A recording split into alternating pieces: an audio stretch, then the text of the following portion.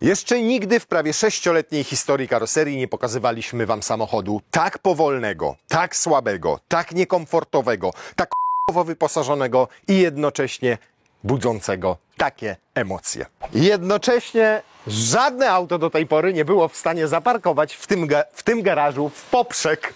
Przed Państwem Fiat Topolino w wyjątkowej wersji Dolce Vita, czyli brakuje mu prawych i lewych drzwi.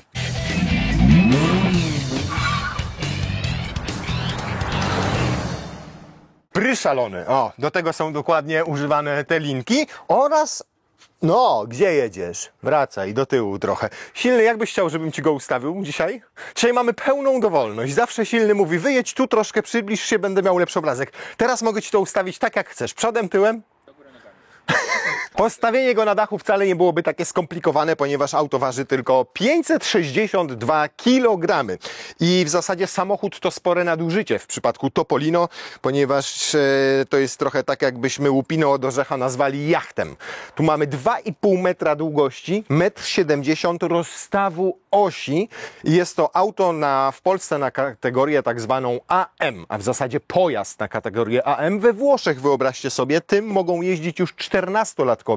W przypadku polskiego prawodawstwa od 16 roku życia można zrobić prawo jazdy kategorii AM i można tym sobie śmigać. A można tym sobie śmigać, bo przede wszystkim dlatego, że jest wolniejszy niż skuter. Skutery mogą jeździć chyba 49 km na godzinę, a w zasadzie motorowery. Natomiast to może jeździć 45 km na godzinę. Napędzane jest silniczkiem elektrycznym o spektakularnej mocy 8 koni mechanicznych. Moja kosiarka jest mocniejsza. Ma całe 44 Nm i Fiat nawet nie podaje, w jakim czasie rozpędza się do tych 45 km na godzinę, ale być może trzeba to mierzyć kalendarzem i to geologicznym, a nie stoperem. Niemniej my to oczywiście sprawdzimy. Silniczek elektryczny jest tutaj z przodu, a w podłodze jest akumulator. Też o spektakularnej pojemności całych 7 kWh, a w zasadzie 5,4, bo 7 to pojemność brutto, a 5,4 to pojemność netto. Ile się to ładuje, powiedzcie, na szybkich ładowarkach? Tu nie ma czegoś takiego jak szybka ładowarka. Tutaj za to ładujemy go jak odkurzacz, czyli po prostu wyciągamy kabel i podłączamy do zwykłego gniazdka 230 V, 3,5 godziny i mamy pełen akumulator, który pozwala nam przejechać całych 75 km. Żadnego złącza Type 2, żadnego CCS-a, po prostu ładowanie ze zwykłego domowego gniazdka 230 V, ale już niestety nawet nie zrobiono takiego bębna automatycznie zwijającego kabel, jaki jest w odkurzaczach, a nie zrobiono dlatego, że bęben by ważył. Jakby ważył, to podnieślibyśmy masę samochodu. Jakbyśmy podnieśli masę samochodu, to on byłby już za ciężki, żeby mógł być tą kategorią mikrosamochodów, na którymi można jeździć w wieku 14, 15, 16 lat zaledwie od rynku. Auto generalnie jest bliźniakiem Citroena Ami, którego już znacie. Opel również na tej samej platformie, można powiedzieć, choć to też duże nadużycie, buduje swój mikrosamochód. Fiacik pokazał Topolino dopiero w zeszłym roku, 2024. Natomiast i Citroen Ami, i to auto cieszą się z dosyć dużą popularnością w krajach śródziemnomorskich, na przykład we Włoszech, we Francji, na Wybrzeżu Lazurowym, czy nawet na Wybrzeżu w Hiszpanii, a to dlatego, że idealnie sprawdzają się w takich miejskich warunkach, w tych miasteczkach nadmorskich, gdzie jak ktoś chce sobie wypożyczyć takie auto albo po prostu używa go tylko w mieście do dojazdów do pracy, to jest to fajna alternatywa dla skutera. Po pierwsze, dlatego, że jednak oferuje trochę więcej bezpieczeństwa, choć nie ma tu ABS-u, nie ma tu poduszki powietrznej, nie ma nawet wspomagania kierownicy, nie ma elektrycznych szyb, wyobraźcie sobie, no ciekawe, naprawdę. Nie ma centralnego zamka, nie ma tutaj absolutnie niczego. W naszym przypadku nie ma również drzwi i szyb, ponieważ wersja, którą mamy, nazywa się Dolce Vita. Są 3 wersje. Jest zwykłe Topolino, Dolce Vita i jeszcze trzecia, limitowana wersja, która nazywa się Villebroquin. Została przygotowana wspólnie z francuskim domem mody, czy tam lepiej może brzmi z francuską marką modową odpowiedzialną za robienie kostiumów kąpielowych. Tam gacie u nich takie męskie, wiecie, normalnie, do wody, w których wchodzicie, kosztują 1000 zł. Za 1000 zł to ja sobie kiedyś basen wybudowałem, a oni gacie do pływania sprzedają za 1000 zł. Rozumiecie? I tam jest taka wersja Villebroquin, ona ma troszkę inny kolor, taki nawiązujący do marynistyki, taki żeglarski. Jest granatowy od dołu, biały od góry, ma takie wykończenie bardziej właśnie w stylu marynarskim, no i kosztuje 13 500 euro. To kupicie za 10 000 euro. Niespełna. W Polsce jest to jedyny egzemplarz. Jedyny egzemplarz, który kupił sobie człowiek, który stwierdził, który ma już w garażu Ferrari Portofino, które testowaliśmy. Tu jak sobie klikniecie, to obejrzycie ten test, a teraz poczuł kryzys wieku średniego i chciał sobie kupić hulajnogę elektryczną, ale wybrał to. Naprawdę, nie żartuję. Pozdrawiamy z tego miejsca Grzegorza serdecznie. No więc wersja Dolce Vita jest pozbawiona drzwi i szyb, za to ma takie piękne sznurki, które, no w sumie to nie wiem, do czego one służą, oprócz do tego, że pchacie ten samochód, no bo jak wsiądziecie do środka, to nie zabezpieczają was absolutnie przed niczym i generalnie ja nawet jak sam wsiadam do tego samochodu, to nawet tych sznurków nie zdejmuję, bo mam na tyle wysokie nogi, że sobie przechodzę po prostu ponad nim. Fajne, natomiast bardzo fajne jest to, że uwaga, na chwilę zrzucam ręczny, szybko, szybko, szybko, szybko, o, dobra, możecie... przejść sobie z jednej strony na drugą. Możecie, to auto jest tak małe, że nawet jak jesteście w fotelu pasażera siedzicie, to możecie wyciągnąć sobie bilecik parkingowy. Możecie podjechać sobie na parking z drugiej strony albo tyłem do okienka do McDonalda i normalnie przyjąć zamówienie siedząc za kierownicą od strony pasażera. Poza tym, że w Dolce Vita wersji nie mamy drzwi i nie mamy szyb bocznych, to mamy otwierany daszek, bo w zwykłej wersji go nie ma. W zwykłej wersji mamy tutaj jedynie szklany dach. A tutaj możemy, proszę bardzo, to sobie otworzyć, oczywiście ręcznie, no gdzie tam, no elektryka to by dodatkowy koszt to byłby. Teraz to sobie zwijamy, o, w ten sposób. Użytkownicy tego dachu mówią, że jak jest założony i pada, to wszystko jest ok, dopóki nie pada. Generalnie. Bo jak zaczyna padać, to no niestety traci szczelność, można powiedzieć, jak wujek na weselu o godzinie 5 nad ranem. No więc jeszcze wam nie dokończyłem trochę o popularności tego samochodu, bo sprzedano tych Citroenów Ami i 500 i tych, przepraszam bardzo, Topolino już łącznie prawie 100 000 sztuk i podejrzewam, a w zasadzie jestem pewien, że jest to najbardziej dochodowy, mówię o dochodowości, model w całej gamie Stellantisa. Bo jeżeli to kosztuje 10 000 euro, ma taki silnik, o jakim wspomnieliśmy, taki akumulator, jaki wspomnieliśmy, takie ładowanie, jak wspomnieliśmy, nie ma absolutnie żadnych ABS-ów, tak jak mówiliśmy, poduszek powietrznych, żadnego systemu bezpieczeństwa. W dodatku caluteńki jest zrobiony po prostu z plastiku. To jest najzwyklejszy plastik z najzwyklejszej wtryskarki. W dodatku niespecjalnie dobrze wykończony, ponieważ zobaczcie na przykład, to tutaj jakoś im się nie zbiegł ten plastik, który jest na progu z tym plastikiem, który pełni funkcję błotnika. Tu jest mnóstwo takich elementów, które po prostu odstają najzwyczajniej w świecie i nie wiadomo po co są. Tutaj jakaś jest, nie wiem, inspekcyjna dziura, czy kurde, nie wiem, bagażnik rowerowy tu się montuje, nie wiem po co to jest. Szpary są, jakie widzicie, to jest plastikowe, to jest najzwyklejszy prezent z zamkiem, więc 10 000 euro, to ja podejrzewam, że produkcja tego samochodu, jak uwzględnimy wszystkie koszty, łącznie z roboczo godzinami poświęconymi na to, żeby go dopracować, to też nadużycie spore, żeby go zmontować, to będzie jakieś 2-3 tysiące euro, więc z każdego egzemplarza Stellantisowi na pewno zostaje z 7 000 eurasów. Wszystkie opcje, jakie możecie sobie zamówić, to na przykład, o taka proszę bardzo, gustowna torebeczka, w którą możecie się zapakować, na przykład jak idziecie sobie na plażę. O jest, właśnie. To macie. To też jest opcjonalne i w dodatku zostało chyba trochę krzywo zamontowane, jak tak na to patrzę. No ale jest, wygląda śmiesznie. Tu oczywiście możecie sobie inne akcesoria umieścić, jak wam pasuje. Torebeczka jest pięknie wykonana, można to normalnie w salonie Fiata sobie zamówić, jeżeli chcecie. Proszę. Kurwa, to testy torebek jeszcze będziemy mówili. I to jest w zasadzie jedyne miejsce, w którym możecie wieść bagaż w tym samochodzie, bo jako takiego bagażnika nie ma. Tu się nic nie otwiera. Tutaj jest tylko lampeczka podświetlająca tablicę rejestracyjną. Fakt, że to auto zostało przeznaczone głównie na rynek włoski, podkreśla wielkość tego, czyli wnęki na tablicę rejestracyjną typowo włoską.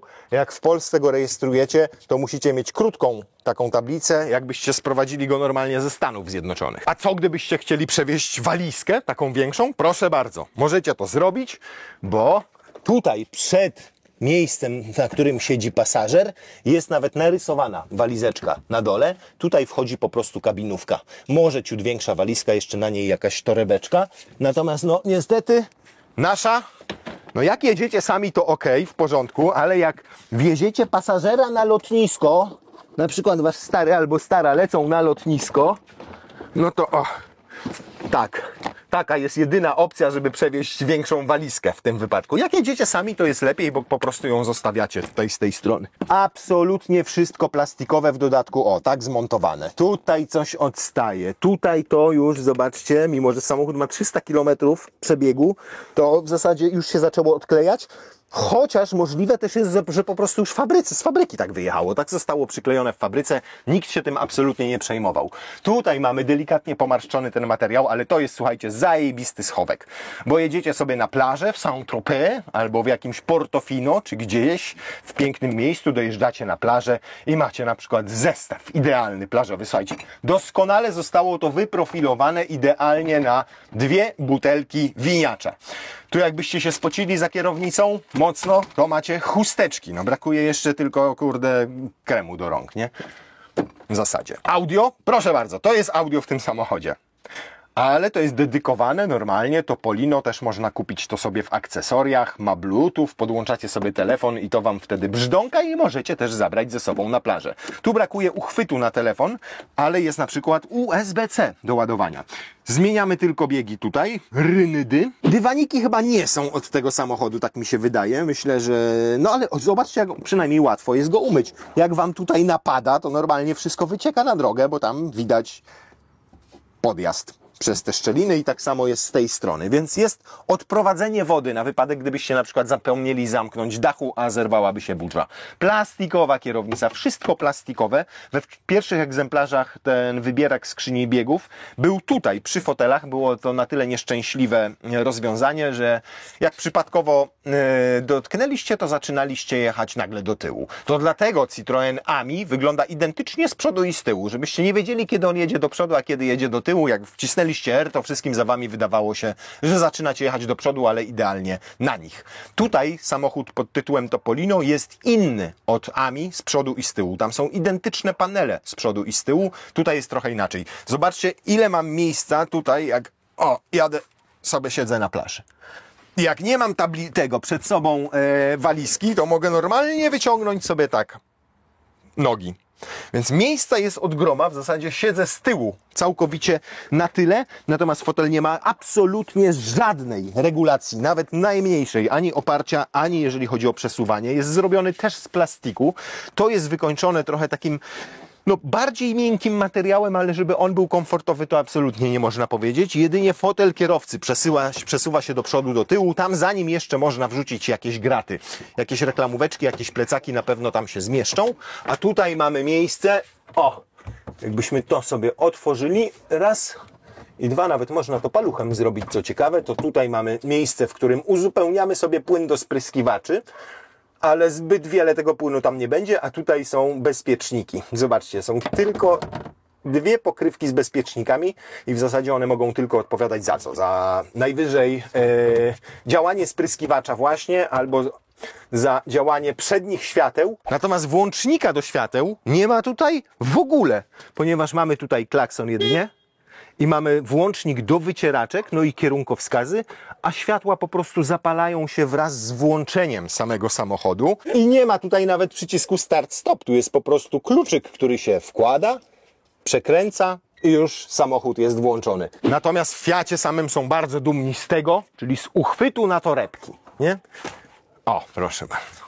Tylko pamiętajcie, jak będziecie jechali po jakimś włoskim mieście, na przykład na Apolu i ta torebka będzie droga, to najlepiej jeszcze ją przykuć jakimś łańcuchem, jakimiś kajdankami czy czymś, bo nawet nie trzeba wybijać szyby, żeby komuś coś zajumać z tego samochodu. Żadnej regulacji kolumny kierownicy, natomiast widać kolumnę kierownicy idealnie. Zobaczcie, tutaj wszystko się kręci, żadnego wspomagania, ale auto jest na tyle lekkie, że w ogóle kręcicie w kierownicą w miejscu, stojąc. Ale średnica zawracania to całe 7,2 metra, więc jak wyjedziemy na boczne uliczki, to z pewnością sprawdzimy rzeczywiście, jak jak będzie poręczny, natomiast no naprawdę świetne jest to, że możecie tutaj sobie w jego wnętrzu normalnie po prostu stanąć bez najmniejszego problemu i to jest idealne auto po prostu do zrywania czereśni na przykład. Podjeżdżacie, cyk, zrywacie czereśnie, jecie jabłka, banany, ananasy, co chcecie. Nawet nie pokusili się o felgi aluminiowe, tylko są tu po prostu najzwyklejsze kołpaki. Nawet nie wiem, jak to zdjąć, ale zobaczcie, plastik normalnie się ugina, a oponka jest chyba jak w maluchu. Ile ona ma? Ze 12 cali? To jeszcze ktoś robi w ogóle? A Barum robi, bo widzę. Brillantis, Barum Brillantis. 14 to jest! Kurna, to w życiu bym nie powiedział. Wygląda jak 12 z dziecięcego rowerka. No, więc już z wyglądu jest nie tyle śmiesznie, co radośnie, ponieważ samochód jest naprawdę plastikowy, niekomfortowy, słaby, ale patrzycie na niego i gęba sama układa się w banana. I wierzcie mi, że dokładnie tak samo jest podczas jazdy. Oh yeah! 30, 35, 40, 44, 45 i to wszystko. Koniec. Więcej się nie da. Ale poczucie jest takie, jakbym jechał ze 145, bo ten dach jest skonstruowany tak, że zobaczcie, otworzył się cały, a ja siedzę pod dachem, więc wszystko stamtąd leci na mnie. Z boku leci na mnie, z boku leci na mnie. Generalnie jakbym siedział w jednym wielkim przeciągu. I jeszcze ten dźwięk do tego, no powiem wam, że to jest nieporównywalne z absolutnie niczym. I wszyscy, absolutnie wszyscy siedzą w samochodach, patrzą i się śmieją. Ten samochód jest do tego stopnia prosty w środku, że nawet kierunkowskaz musicie wyłączyć. Nie wyłączy się sam. A teraz uwaga, hamowanie z 405 na godzinę. I normalnie czuć gumą, żadnego ABS-u, tylko po prostu już miałem wrażenie, że tył się podniósł. Zmienili tutaj trochę hamulce, słuchajcie, i teraz przynajmniej nie podnosi tyłu przy hamowaniu, bo pierwsze egzemplarze były zrobione tak, że mocniejsze były hamulce z przodu i możecie sobie wyszukać na YouTubie takie scenki, gdzie to auto hamując awaryjnie podnosiło tył, odrywało normalnie tylne koła od podłoża. Teraz jest przeniesiony balans tego hamulca bardziej na tył, żeby on mocniej hamował tyłem, mniej przodem, więc samochód może ma ciutkę dłuższą drogę hamowania, ale za to nie podnosi tyłu. No przysięgam, najbliższe skojarzenie Melex. Melex wózek golfowy, po prostu. O jak tu jest sztywno, jaki on ma zawias sztywny. O, wyłączyć kierunkowskaz. Ja pierdzielę, jakby tam w ogóle nie było żadnej sprężyny. O mamma mia! O ja! Jeszcze przez ten twardy fotel, bo tutaj jest wypełnienie zrobione nie z pianki, tylko z jakiegoś gruzu chyba, to wszystko czujecie, a tu już nie mogę szybciej jechać. 30 na godzinę to absolutny maks. Ale za to konstrukcja, słuchajcie, oparta na ramie. Zobaczcie, nawet tutaj wszystko są takie wzmocnienia i jest bardzo sztywny i przez to też ma tak sztywne to zawieszenie. Żadnych wielowahaczy, po prostu najprostsze rozwiązania, najtańsze. Ale umówmy się, do 45 na godzinę się rozpędza, przy czym, uwaga, są firmy, które zdejmują mu blokadę.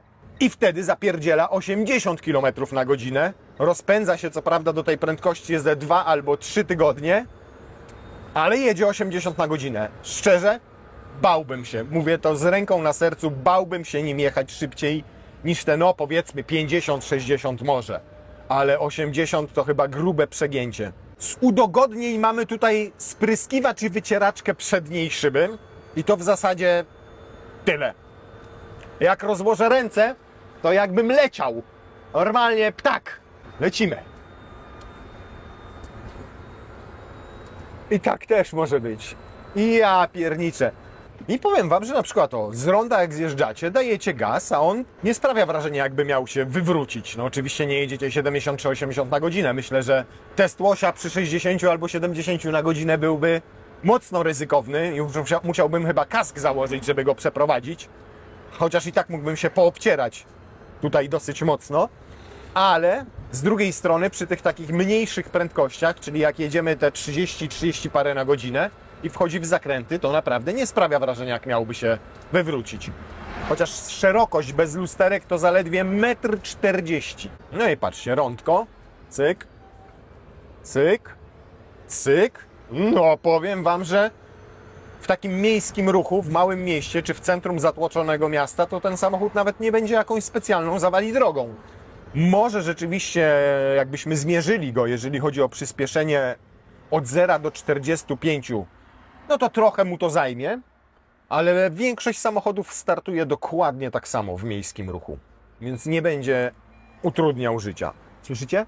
Piszczeć zaczął, bo nie trzymam nogi na hamulcu. Chociaż on nie odjeżdża, nie ciągnie go, tak jak sprzęgło w skrzyni automatycznej, to jednak wydaje dźwięk, żeby wskazać, żebym trzymał nogę na pedale hamulca. To mi przeszkadza. Długa jest ta rączka do zaciągania ręcznego i zahaczam normalnie łydką, jak tak trzymam. Słuchajcie, to będzie pierwszy w historii karoserii pomiar przyspieszenia w mieście. I zobaczymy, jak szybko przyspiesza do tych 100 na godzinę. Ale przepraszam, 45. No to start. Zerwał przyczepność na przodzie. Te 44 newty. 35, 38, 39, 40. No, zobaczcie. 11,75 do 45 na godzinę. Bardzo dobry czas. Jakoś strasznie daleko ten schowek. Jak jedziecie 45 i macie wklepane, to jeszcze taką robi rzecz, że czasami jakby odłączała tego elektryka. W sensie jakby miał ochotę jechać szybciej, natomiast elektronika, blokada mu na to nie pozwala. Uwaga, rozpędzamy się, 34, zdążę przed skrzyżowaniem, zdążyłem i uwaga, i hamowanie.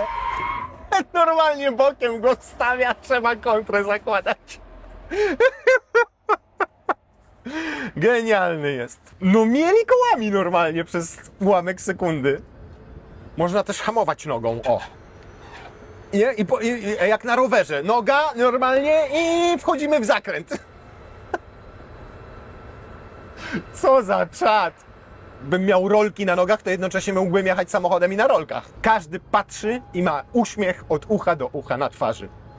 To jest niesamowite. Kupujecie takie auto, które jest niekomfortowe, które nie ma żadnego wyposażenia, które jest wolne, które rozpędza się do 45 na godzinę, ma tylko 8 koni mechanicznych i budzi takie uśmiechy na twarzach, i to i waszym, i ludzi wokoło, że to jest coś niesamowitego. Jechałbym przez to moje miasteczko, Porsche za 1,5 bańki z otwartym dachem i ludzie by się tak nie uśmiechali. Ferrari bym miał i ja bym się tak nie uśmiechał. To jest po prostu samochód stworzony do śmiania. I to nie są takie uśmiechy, wiecie, jak czasami takie uśmiechy pobłażania albo takie co to za gówno. To są autentyczne uśmiechy radości. Więc powiedziałbym, że ten samochód nie tyle jest śmieszny, co jest radosny. Radosny w odbiorze przez was, radosny w odbiorze przez wszystkich innych. Miejsca parkingowego szukacie, żeby zaparkować. I mamy tutaj takie miejsce na przykład. Nie, tam pan stoi. Tu mamy takie miejsce.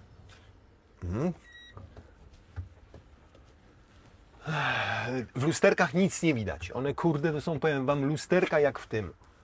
Lusterka jak takie do makijażu najzwyklejsze w świecie, nie? Tak.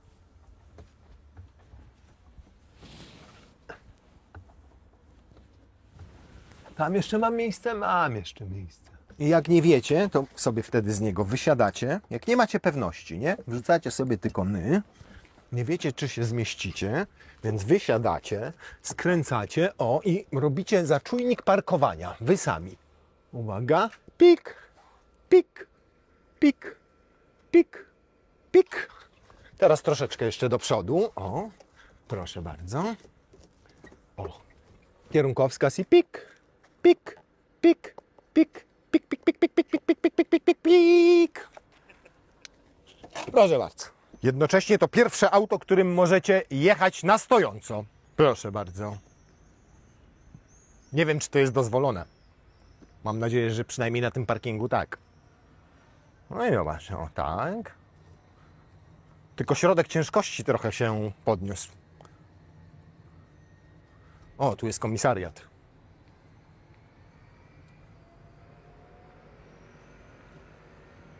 Naprzód! Jakby tak potrenował, powiem wam, to parkowanie, to można byłoby w takiej luce zaparkować po prostu na ręcznym.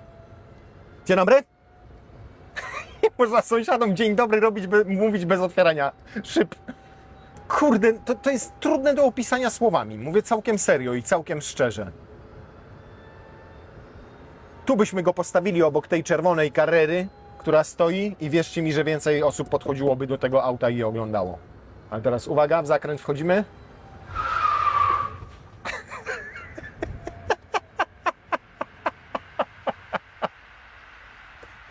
Fajnie, bo i ten ręczny, i ten hamulec nożny ma ustawiony tak, że bardziej hamuje tym tyłem, w związku z czym on od razu tak naprawdę zaczyna wyprzedzać samochód. No taka radość, nawet powiem wam, z majtania tym kołem kierownicy, ze skręcania. Wersja Dolce Vita bez drzwi z otwieranym dachem jest genialna, absolutnie genialna. Niestety we Włoszech i na przykład na Lazurowym Wybrzeżu we Francji, czy w każdym innym ciepłym kraju, gdzie w ten sposób możecie jeździć przez 7-8 miesięcy w roku. W Polsce niestety polecałbym chyba zwykłe zdecydowanie Topolino, a nie Dolce Vita, no bo one ma już normalny dach, no bo ono ma już drzwi, ma szyby i po prostu będziecie mogli z niego częściej korzystać. Tutaj ten samochód daje wam super naprawdę doznania z jazdy w momencie, kiedy jest po prostu ciepło. Ale wczoraj jechałem nim, kiedy było na zewnątrz 14 czy 15 stopni i po prostu wymarzłem. Przewiało mnie jak na jakimś Mont Everestie. Wieje z każdej strony, co jest super, kiedy macie ciepły dzień, a nawet gorący i cały czas ten wiaterek was tutaj chłodzi delikatnie. A co innego jeździć nim w zimne dni. Więc czekam na taką wersję, w której będą drzwi, które można zdemontować, tak jak na przykład we Wranglerze, bo wyobraźcie sobie, że w wersji z drzwiami tutaj jest tak, że te otwierają się pod wiatr, tak jak w Rollsie, a te otwierają się z wiatrem, jak w tradycyjnym samochodzie. A dlaczego tak? Dlatego, że drzwi są identyczne, prawe i lewe, więc żeby nie trzeba było robić ich na dwóch różnych formach, to zrobiono je na jednej formie i po prostu zrobiono odwrotnie zawiasy tylko. Realny zasięg to naprawdę 75 na godzinę. Co więcej, nie ma tutaj żadnej rekuperacji, nie kombinowano, więc te 75 jest realne i tym większy zasięg, im bardziej stałą prędkością jedziecie, bo on nie odzyskuje energii z hamowania, ale zużywa tę energię do przyspieszania, więc paradoksalnie im więcej hamowań i przyspieszeń w mieście, tym ten zasięg będzie mniejszy. Ale przejechałem nim już około 20 km, myślę, i nadal mam zasięg 56, więc realny to będzie te 70-75. Czas ładowania, tak jak powiedzieliśmy, 3,5 godziny ze zwykłego gniazdka. I nawet nie musicie mieć domu, żeby go ładować. Przecież zaparkujecie go pod blokiem, zrzucacie sobie, dobra, biorę się za wyprzedzenie. No, natomiast o jechanie taką stałą prędkością gdzieś pod miastem, teraz na obwodnicy Grodziska, nie, to nie jest już przyjemność. Znaczy dla was jest przyjemność, ale ten czas już się dłuży. I już jesteście zestresowani tym, że tir za wami jedzie 90 na godzinę i za chwilę będzie was wyprzedzał. Tym, że jesteście zawali drogą w takich warunkach. Już zaczynacie się przejmować, już to nie jest komfortowe. Tam, gdzie jest 50, gdzie to jest teren miejski, gdzie to są osiedla, gdzie jest dużo skrzyżowań, to petarda, ale nawet na warszawskiej Wisłostradzie to nie bardzo sobie wyobrażam codziennie jeździć tym samochodem. Chyba że odcinek, nie wiem, 500 metrów w korkach. To tak. Ale generalnie do ścisłego centrum, do małych miasteczek, tak jak tutaj, na zakupy wyskoczyć, cyk, siata z Biedry tutaj. Wszyscy się patrzą na was, wy się uśmiechacie, oni się uśmiechają, zagadują was. Podjeżdża pan z pick-upem. Zaczynacie się zastanawiać, czy zmieściłoby się to do niego na pick-upa. Okazuje się, że paka ma 1,60 m w pick-upie, czy tam 1,50 m, a to ma 1,40 m, więc by weszło. No, znajomości pozwala wam mnóstwo ten samochód zawrzeć. Jak podjeżdżacie Porszakiem z otwartym dachem, to jesteście dla wszystkich po prostu dupkiem. Nikt do was nie podejdzie i z wami nie zacznie gadać. Podjeżdżacie tym główienkiem za 30 000 złotych, wszyscy chcą być waszymi przyjaciółmi od razu, zostawiać swój numer telefonu, podzielić się psem, żoną, córkę wydać za was za mąż. To jest dokładnie ten typ samochodu. Budzi wyłącznie pozytywne uczucia i to skrajnie pozytywne. Macie w dupie to, że on jest twardy, że ma fotele. Macie w dupie to, że jest plastikowy, źle wykonany, że nie ma żadnego wyposażenia, że jest powolny, że jest słaby silnik, macie to wszystko głęboko w pompce. Głęboko. To jest taki mały szczeniaczek. Mały szczeniaczek. Jest kurwa irytujący. Nie potrafi aportować, obszczywa wam spodnie, zżera wam klapki, zasłonki, nasrał wam do buta, potem w to wlazł i wskoczył do łóżka. A i tak patrzycie na niego i się uśmiechacie. I jest kochany i chcecie go drapać za uszkiem, przytulać go, miziać i kochać. I dokładnie taki jest Fiacik Topolino w wersji Dolce Vita. Bezsensowny i jednocześnie po prostu przewspaniały. Nic nie potrafi, a cieszy.